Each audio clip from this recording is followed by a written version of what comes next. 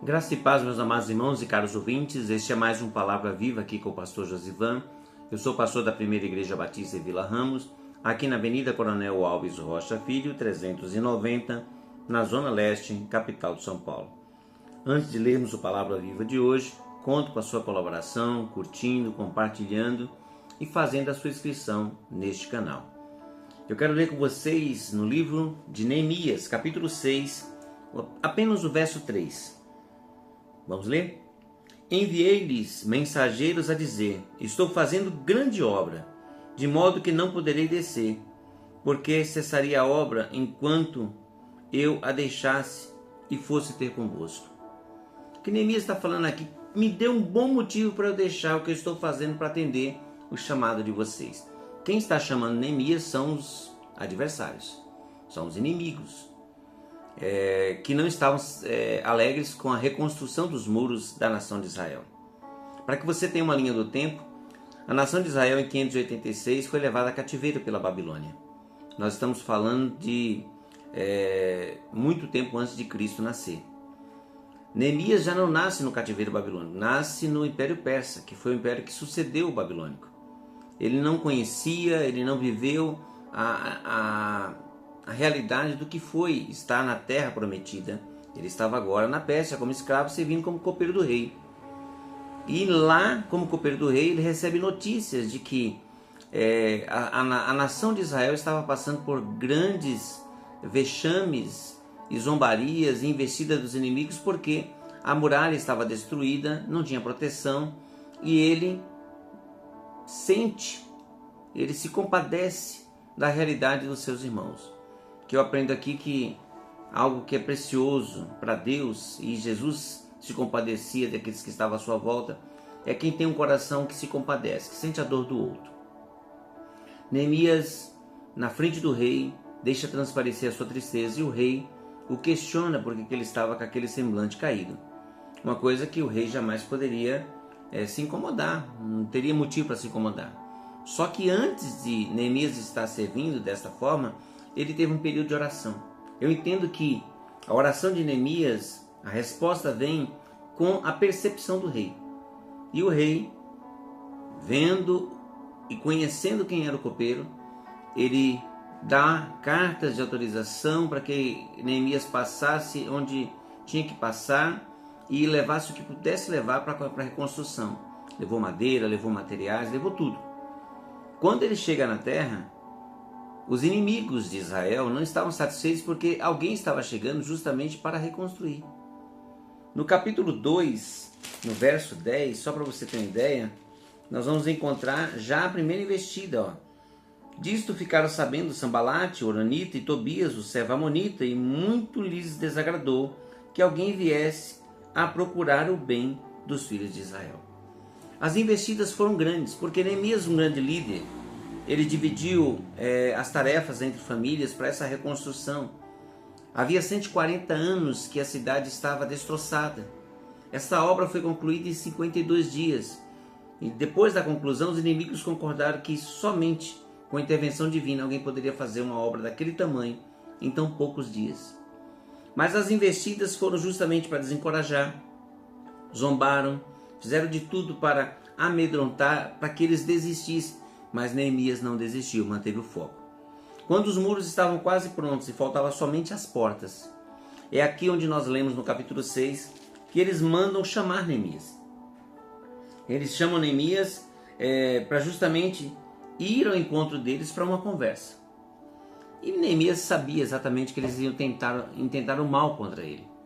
Então Neemias manda essa resposta: por que deixaria eu esta grande obra parar para ir ter com vocês? Eu aprendo algumas coisas aqui. Quando Deus nos chama para uma reconstrução, Neemias tinha uma reconstrução física, mas você pode ser o agente da reconstrução da sua vida, do seu lar, da sua família, da sua história. Você não pode perder o foco com as distrações, porque os convites são para que você largue o que você está fazendo. Se você está num grande projeto de restauração, de reconstrução da sua história, da sua vida, da sua família, do seu relacionamento, nada pode lhe tirar desta obra, nada pode lhe tirar desta reconstrução. E Neemias tinha essa convicção e ele manda mensageiro dizendo, eu não vou. O verso seguinte, que é o verso 4, diz que eles mandaram 4 vezes mensageiros pedindo, olha, venha ao nosso encontro, tentando vencer pelo cansaço. Nós precisamos entender em qual projeto nós estamos e quais vozes nós vamos ouvir. Isso me leva para o que aconteceu com Jesus Cristo no batismo. Jesus, quando é batizado no Jordão por João Batista, ele ouve a voz do Pai dizendo, este é o meu filho amado em quem eu me comprazo. 40 dias depois ele está no deserto, impelido pelo Espírito Santo, e ele foi tentado. E uma voz aparece diante dele, a do tentador, dizendo, se tu és o Filho de Deus, manda que essas pedras se transformem em pão. Não tem problema nenhum em transformar a pedra em pão. A grande questão não é a pedra se tornar pão. É colocar em xeque a voz de Deus. Jesus ouviu, este é o meu filho. Satanás perguntou, se tu és filho, então estaria colocando em xeque a voz de Deus. Nós não podemos ter dúvidas da voz do Senhor. A voz de Deus nos chama para uma vida plena com Ele. Foi isso que Jesus fez. Foi isso que Jesus veio trazer para cada um de nós. Para que você não ande mais sendo seduzido por vozes que te levam para longe de Deus. Venha nos encontrar. Queremos conversar com você. Neemias não aceitou. E se você está num projeto de reconstrução, muitas vozes sedutoras vão surgir para que você desista, para que você vire a página, para que você invista em outro relacionamento e não no seu relacionamento. Ah, meus amados, a estratégia não mudou. É a mesma estratégia desde a época de Neemias, desde a época de Jesus. Porque Satanás, quando vai tentar Jesus, ele não tenta no primeiro dia, ele tenta no 40º. Jesus estava com fome e ele oferece justamente pão. Perceba que no momento de maior vulnerabilidade, de fragilidade, a tentação surge. Seja ela qual for. Se o seu problema é bebida, vai aparecer questões que envolvem bebida. Se o seu problema é mulher, vai aparecer questões que envolvem mulher. Se o seu problema é dinheiro, vai aparecer alguma coisa relacionada a dinheiro. Se o seu problema é desvio de caráter, no sentido de ser egoísta, de ser soberbo, vai aparecer questões para que você seja individualista, que você seja orgulhoso. Se o seu problema é com homem, vai aparecer. A grande questão é qual projeto que você está reconstruindo. E todos nós passamos por reconstrução, todos os dias. Precisamos nos levantar, precisamos nos reerguer diante de um mundo que jaz no maligno. E isso só pode ser feito quando nós sabemos a voz que nós estamos ouvindo. Neemias foi incomodado por Deus. E por este incômodo, ele foi, com autorização do rei, ele pôde influenciar um rei pagão para que desse autorização, cartas para que ele fosse reconstruir. Ele venceu os inimigos, ele não perdeu o foco, ele reconstruiu as muralhas e trouxe de volta a segurança, a dignidade da nação de Israel naquele tempo. E nós estamos falando do 4º século antes de Cristo, por volta de 435 antes de Cristo nascer. Ele tipifica Jesus, porque ele vai restaurar. Jesus também veio nos restaurar.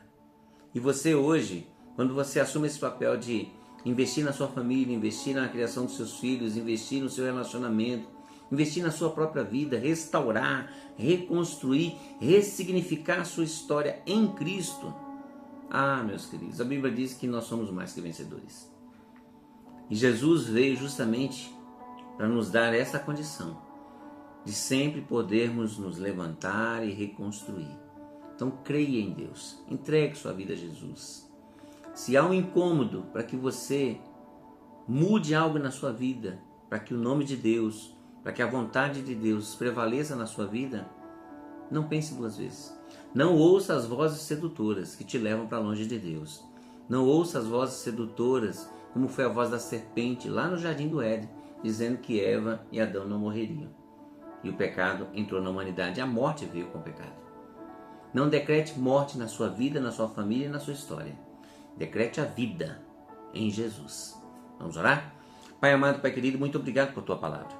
Muito obrigado a Deus porque o Senhor é grande, poderoso e rico em misericórdia para com as nossas vidas. Obrigado porque o Senhor nos dá a chance de, em Cristo Jesus, ressignificarmos a nossa história, reconstruirmos a nossa história. Ajuda-nos, ó Deus, a reconstruir a família, reconstruir os valores eternos, ó Deus, e reforçar toda a muralha, nos blindando, ó Deus, de toda investida contrária à Tua vontade. Perdoa os nossos pecados, perdoa as nossas falhas, aumenta a nossa fé em Ti e tem misericórdia, ó Deus, das nossas vidas. Socorre nesta hora, ó Deus, aqueles que se encontram desanimados, vivendo talvez um tempo de angústia, de ansiedade, de depressão. Tem misericórdia.